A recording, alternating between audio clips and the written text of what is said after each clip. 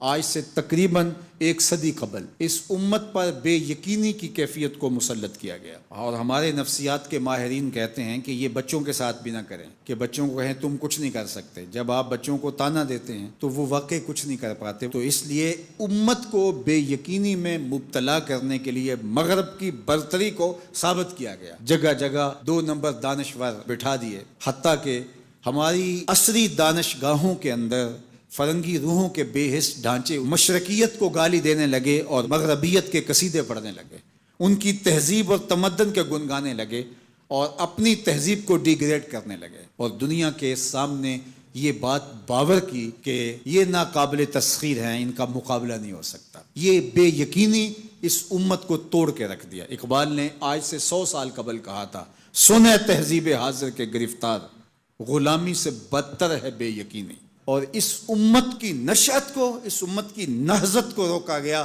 کہ نہیں تم مقابلہ نہیں کر پاؤ گے، اور یہ ماضی کے اندر بھی ہوتا رہا۔ قوم موسیٰ نے کہا تھا ہم تو مقابلہ کر نہیں سکتے، موت سے بدتر زندگی تھی، اور یہ بالکل ہتھیار پھینک چکے تھے۔ پھر حضرت موسیٰ آئے اور ان کو کھڑا کیا، ہمت دلائی، دریائے نیل کے کنارے آئے تو پھر اڑ کے کھڑے ہو گئے۔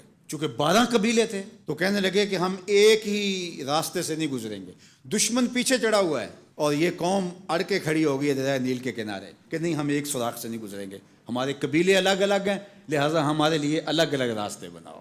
قومیں جب نکبت میں، رسوائی میں چلی جاتی ہیں تو یہی حال ہوتا ہے۔ وہ کسی نے کہا کہ ہم ایران کا ساتھ نہیں دے سکتے، وہ تو شیعہ ہیں، تو میں نے کہا کہ چلو آپ نیتن یاہو کا دے دو، وہ تو سنی ہے۔ اس حالت کے اندر نیل کے کنارے کھڑے ہیں اور اب بھی کہہ رہے ہیں کہ نہیں ہم ایک گلی سے نہیں گزر سکتے۔ 12 رستے بن گئے، 12 رستوں سے 12 قبیلے گزرے، ادھر وہ بالکل دوسرے کنارے کے قریب پہنچ گئے، اور ادھر ان کا آخری آدمی دریا میں داخل ہو گیا۔ اب حکم ہوا دریا کو اب تو چلنا شروع ہو، اور یہ پھر پانی میں ڈوب رہے تھے اور یہ کنارے پہ دیکھ کے اپنے قاتل کو آنکھوں سے دیکھ رہے تھے۔ بڑا لطف آتا ہے جب قاتل کو مرتے ہوئے دیکھیں۔ آج کل بڑا مزہ آ رہا ہے، آج کل بہت خوشی ہو رہی ہے۔ یہ آج ہی مجھے کسی نے بھیجا کہ اسرائیل کے وزیر ثقافت نے ایک ہاسپٹل پہ کوئی میزائل لگا ہے اور اس کی کوئی دیوار گر گئی ہے، تو اس نے کہا کہ یہ انسانیت تو نہیں ہے۔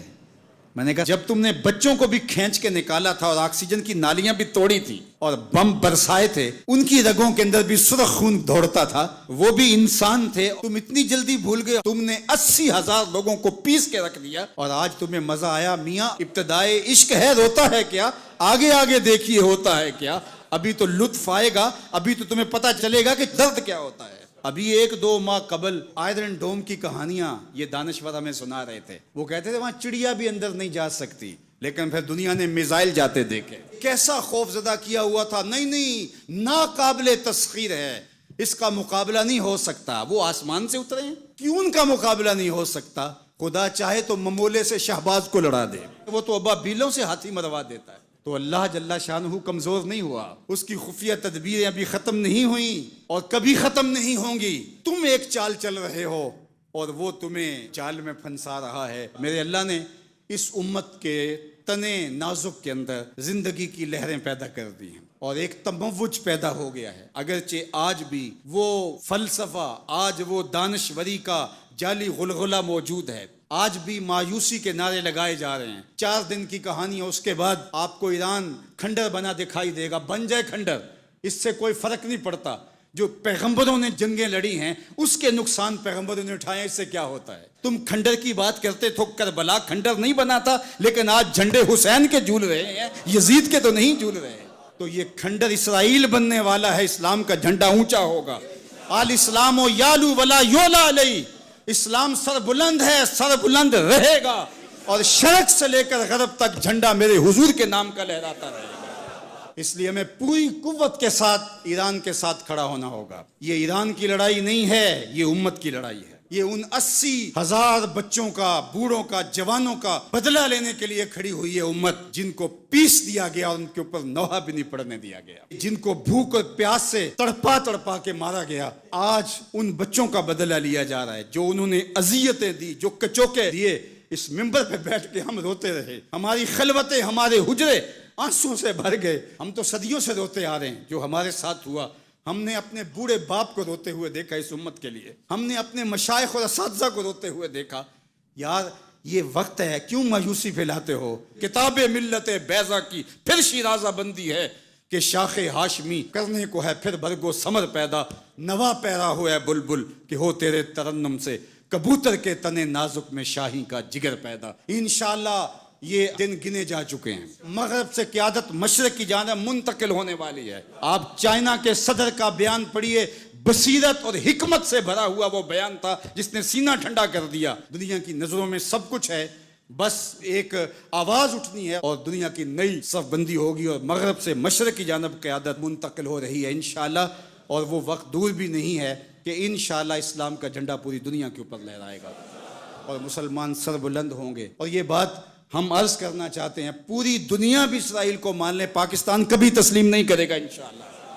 ہمارے بانی قائد اعظم محمد علی جناح نے کہا تھا کہ یہ امہ کے قلب میں گھسایا گیا خنجر ہے اور یہ مغرب کی ناجائز اولاد ہے، ناجائز ریاست ہے، کسی صورت کے اندر بھی ہم اس کو قبول نہیں کریں گے۔ آج یہ بات بھی سننے کو مل رہی ہے کہ شاید پاکستان ایران کے خلاف اپنے اڈے فراہم کر رہا ہے، ایسا کبھی نہیں ہوگا، یہ سوائے افواہ کے اور کچھ نہیں ہے۔ اللہ نے ہمیں یہ پچھلے دن جو عزت دی، جو وقار دیا انڈیا کے خلاف، ہم نے ناکوں چنے چبوائے ان کو، تو کیا ہم اس عزت کو خاک میں اپنے ہاتھوں سے ملا دیں گے؟ ہم اتنے گرے ہوئے ہیں کہ اپنے ہمسائے ملک کے مقابلے کے اندر ہم اڈے فراہم کر دیں گے؟ کیا ہماری غیرت اتنی بھی نہیں ہے؟ کبھی نہیں ہوگا انشاءاللہ۔ ہم ایران کے ساتھ کھڑے ہوں گے، کیسے کھڑے ہوں گے یہ ہمارے عسکری ماہرین کا تجربہ ہے کہ انہوں نے کیسے کھڑے ہونا ہے اور کس طرح ساتھ دینا ہے۔ ہم وہاں سے زخم لگائیں گے، تمہیں پتہ بھی نہیں چلے گا یہ تیر آیا کدھر سے ہے انشاءاللہ۔ تم چیخو گے لیکن تمہیں پتہ نہیں چل سکے گا کہ یہ پہنچا کیسے ہے، کس راستے آیا ہے۔